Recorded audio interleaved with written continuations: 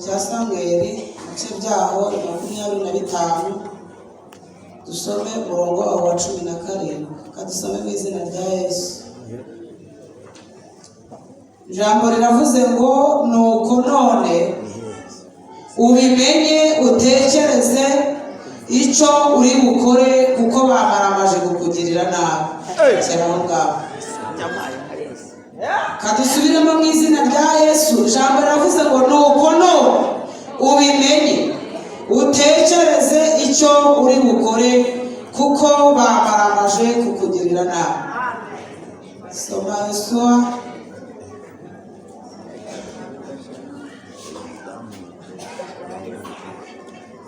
umenye icyo uri bukore bagambaye.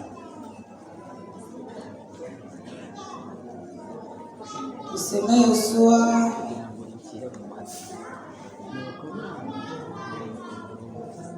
ibice byaho ni 7 dusome n'umurongo waho wa 20. Ijambo riravuze ngo Akana asubiza Yosuwa ati nukuri nacumuye ku Uwiteka Imana y'Abisiraheli, uko nabigenje nuko nabonye mu minyago umwambaro mwiza wa shinari na shekeli n'ifeza 200 n'umuhimba w'izahabu w'igipimo cya shekeli 30.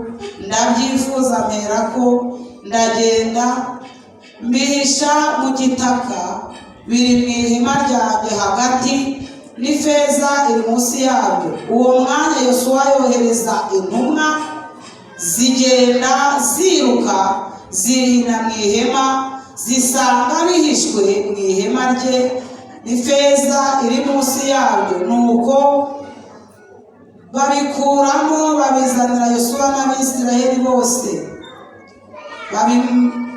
babirambika imbere y'Uwiteka.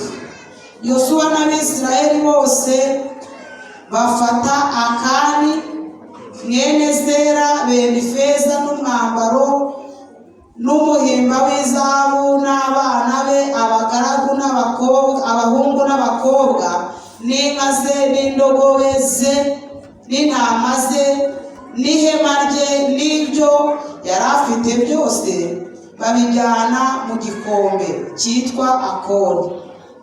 Bagezeyo Yosuwa aravuga ati ni iki cyatumye utugwa nabi? Nawe Uwiteka arakugwa nabi uyu munsi. Abisirayeli bose bamutera amabuye n'urubyaro rwe barutera amabuye maze barabatwika. Birangiye bamurundaho ikirundo kinini cy'amabuye kiracyariho n'ubu. Nuko Uwiteka arigarura areka uburakari bwe bukaze, nuko izina ry'icyo gikombe Akori na bugingo n'ubu. Abacamanza ibice byabo 8 umurongo wa 18. Kadusome mu izina rya Yesu. Ijambo riravuze ngo aherako abaza Zeba na Salumuna ati mbese abantu biciwe itabora basaga bati? Baramusubiza bati basaga nawe.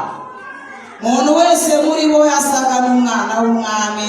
Mwakire neza ijambo ry'Imana. Haleluya. Ijambo dutangiranye uyu mwaka kuri izi tariki 2 kuri uyu munsi wo kuwa mbere ni ijambo rivuga ngo Uwiteka aje gusaka no mu mahema. Icyo ari bugusangane kiragukiza cyangwa kirakwicisha. Ni iryo jambo nazanye. Haleluya. Kuko Uwiteka ararambiwe,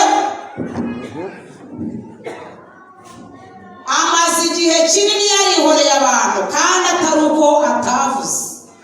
Aratuza ariko hari ingabo Imana igiye guhagurutsa izizane zinjira no mu mahema. Kandi twasoma ijambo rivuga ngo none ubimenye utekereze ikintu uri bukore kuko bamaramaje. Haleluya. Imana ije gusaka bitewe n'impamvu. Hari abantu batumye ubwoko bwa Isiraheli bugubwa nabi. Ntabwo Imana izakomeza